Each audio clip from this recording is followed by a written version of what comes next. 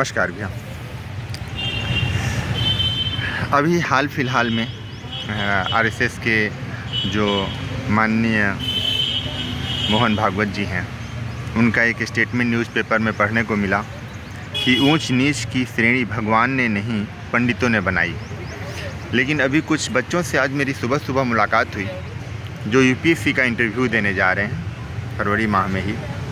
उनका ये कहना था कि ये जो उनका स्टेटमेंट है ये मराठी में कहा गया है ये, और मराठी में जिस चीज़ के तहत कहा गया है वो चीज़ कहीं ना कहीं इंडिकेट करती है कि उसमें सब हैं जो उस समय के तात्कालिक बौद्धिक वर्ग में आते थे, चाहे वो किसी भी वर्ग के। आज के समय में तो वर्ग अगर विच्छेद किया जाए तो किसी भी वर्ग के वो हो सकते हैं, क्योंकि उस तात्कालिक समय में कौन किसके साथ था ये नहीं कहा जा सकता।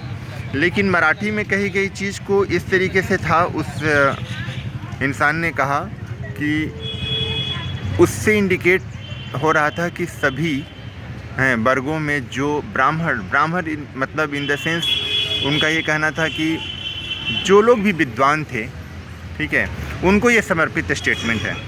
आपका क्या पक्ष है? जी नमस्ते, प्रणाम। मैं मुकेश शुक्ल।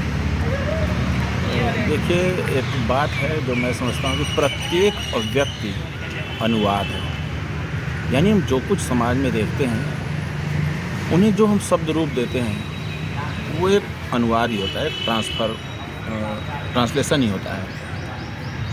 तो ठीक है कि परम पूज्य माननीय भागवत जी ने यह कहा कि पंडितों ने ऐसा किया, ऊंच नीच का अंतर्भेद किया समाज में, और उसकी बड़ी व्याख्या भी आई और उसका खंडन भी आया कि पंडित इट मीन्स वो विद्वान लोग जो उस समय थे।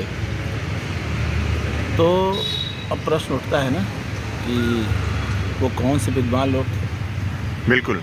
क्या वो एक जाति विशेष के विद्वान थे? तो ऐसा संभव नहीं लगता, क्योंकि अगर मैं कुछ उदाहरण दूं, जिन्हें लोग मिथक मानते हैं उनको, जिनको यथार्थ मानते हैं उनको। गरुड़ पक्षियों के राजा हैं और काक भुसुंडी जी, उनको कहा जाता है कौवा, यानी समाज के सोसाइटी स्कैवेंजर, समाज का सफाई करना। बिल्कुल। वो कौवा, उनको भ्रम होता है तो गरुड़ जी को ज्ञान देता है। अर्थात इसका अर्थ ये हुआ कि कौवा विद्वान था, पंडित था, पक्षीराज को ज्ञान दिया। फिर जब नारद जी को समस्या आई भगवान के विषय में, तो सूत जी महाराज ने उनको ज्ञान दिया। यानी सूत जी महाराज वहाँ पंडित थे, नारद जी नहीं हुआ ब्राह्मण या देवता थे। बिल्कुल। फिर हम अगर देखें जिस नीति पर दुनिया चलती है या माना जाता है सबसे अच्छी नीति विदुर की नीति थी। वो एक दासी पुत्र थे, यानी पंडित वो थे। वेदव्यास जी थे, वो भी दासी पुत्र थे, वो भी पंडित थे। पंडित यानी जो उनके टेक्स्ट में आ रहे हैं विद्वानों की श्रेणी में। ऐसा सब उनके विद्वत्ता पर कोई प्रश्न नहीं खड़ा कर सकता, चाहे विदुर हो चाहे वेदव्यास हो। क्या इन लोगों ने समाज बांटा? अगर इन्हें नहीं बांटा तो क्या ब्राह्मणों ने बांटा? राजा राम के समय जब निषाद राज जब भूमि में बैठने के लिए आग्रह करते हैं तो उनको बराबर बैठाया था और कहा जाता है कि राम ने ऊंच नीच जात भेद खत्म कर दिया है। यानी उस समय भी ये बात थी। बिल्कुल। तो अब इसका मतलब ये हुआ कि वाल्मीकि जो एक ओबीसी में इस समय आते हैं वो वही उस समय पंडित थे। उन्होंने मंत्र देखा, मंत्र दृष्टा हुए और राम का भविष्य देखा, उन्होंने लिखा। क्या उन्होंने समाज बांटा? उन्होंने भी नहीं बांटा।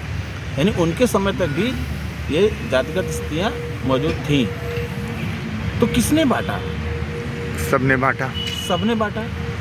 तो अगर उनका ये स्टेटमेंट ये होता, वो मेरे बहुत आदरणीय है कि भगवान ने कोई अंतर्भेद नहीं किया, यानी प्रभु राम ने जो अंतर्भेद किया हमने किया, इसमें हमारी सबकी भूमिका थी।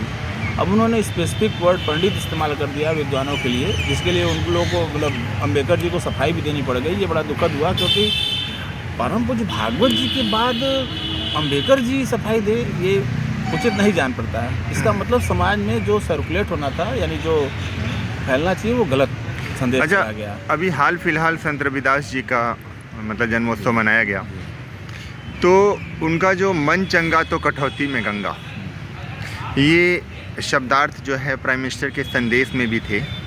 और माननीय मुख्यमंत्री जी ने भी इसको बताया कि सभी समाज को, ठीक है, एक जिस तरीके का एक लेसन मिलता है, ठीक है, उस संत के द्वारा, तो कदापि हमें लगता है कि इस समय के जो लोग भी, चाहे वो किसी वर्ग के भी आते हों, आज के समय में मीडिया जिस तरीके के लेवल पे पहुंच चुकी है, उसमें किसी का भी कुछ अच्छा चीज़ किस तरीके से व्यवस्थित तरीके से पहुंचना है, इसमें तो आज के समय में अपने को रोक नहीं पा रहे हैं लोग, चाहे वो कहीं के भी हों या किसी भी वर्ग के हों।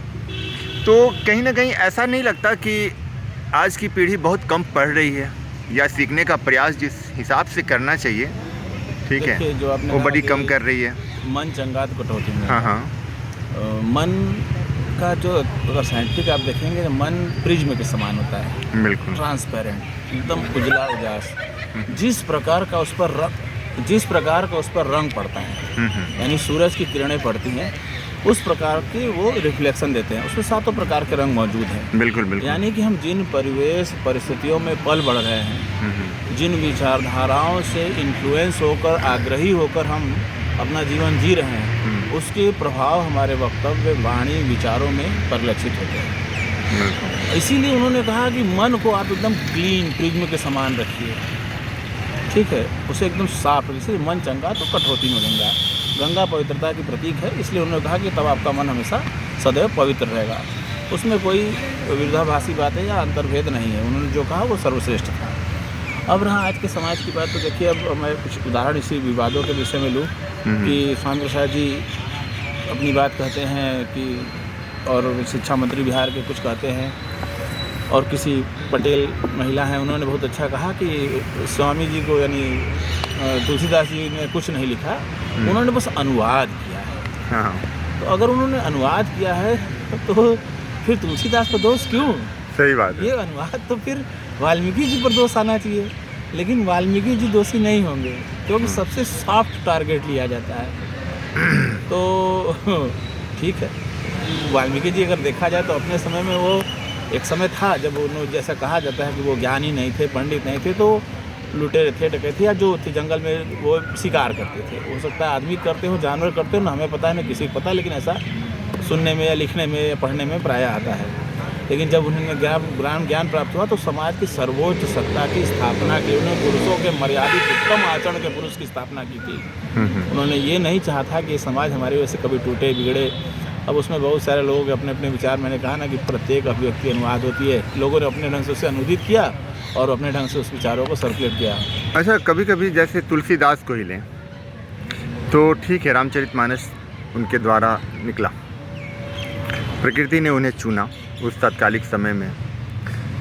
हमें लगता है कि समाज में जितने भी लोग, चाहे वो किसी पोस्ट पे हों, वो तुलसीदास के बारे में न जानते हुए न्यूज़पेपर में कुछ पढ़े, 2-4 लोगों ने बुद्धि दी, और जितना जल्दी हो सके हम परोसे गई चीज़ों में अपना एक व्यंजन का छोटा सा टुकड़ा वहाँ परोस ही दें।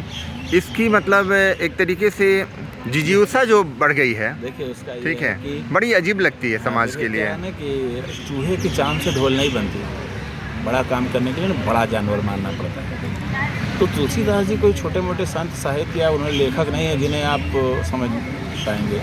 मैं एक उदाहरण से बात ख़त्म कर दूंगा कि एक नागार्जुन, बाबा नागार्जुन कवि हुआ करते थे, जिन्होंने अपने हिंदी साहित्य में पूरी जीवन भर, मरने से पूर्व तक तुलसीदास की बड़ी आलोचना की। अच्छा। और जब वो तुलसी बाबा को समझ सके तब उन्होंने क्या किया, मैथिली में 4 लाइन की कविता लिख के मरे। और उस कविता का भावार्थ ये था कि हे तुलसी बाबा, अगर आपकी कृपा हो, कविता का क मैं समझ सकूं, कुछ अर्थ जान सकूं, तो मेरा जीवन धन्य हो। यह कहकर वो अपना प्राण त्यागे। इट मीन्स मतलब अब वो अंतिम समय में उन्होंने रचा, लेकिन हिंदी में नहीं रचा, क्योंकि उन्होंने हिंदी में तो रच दिया था जो रचना था उनके विरोध में। अगर वो रचते तो अपने ही प्रतिमान तोड़ते हैं। उन्होंने मैथिल में रचा कि चलिए कहीं से कोई हमें माफ़ कर देगा। अच्छा। तो जो लोग तत्कालिक अपना ज्ञान प्राप्त, अपना जो विश्वमन कर देते हैं, वो ऐसे ही लोग हैं। जब उन्हें ज्ञान प्राप्त होगा ना, तो एकांत में जाके वो समझ जाएंगे कि उन्होंने क्या किया। वैसे हर व्यक्ति को पता होता है कि वो क्या कर रहा है, भले स्वीकार न करे।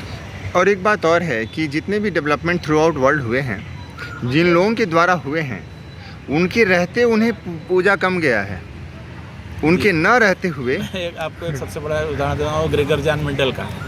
पादरी थे, उन्होंने पाइसम सटाइवम और उस पर मटर पर उन्होंने जो है रिसर्च किया, तो उन्होंने गोल, हरे, लंबे, छोटे, झुर्रीदार बहुत अच्छे थे उन्होंने प्रयोग किया और अपनी ही छोटी सी विज्ञान में बताया कि ये जो संतानोत्पत्ति है ये प्रकृति का जो है चयन होता है और इसके इतने परसेंटेज हुई। तो उस समय उनको माना गया कि इन्होंने प्रकृति के नियम और ईश्वर की सत्ताओं के साथ खिलवाड़ किया और पत्थर से कूच के उनको मार दिया गया।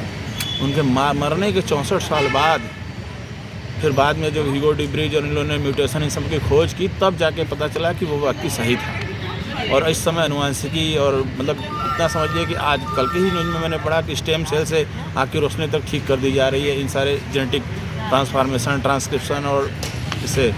तो वो कब का करके और उसी वजह से मार दिए गए।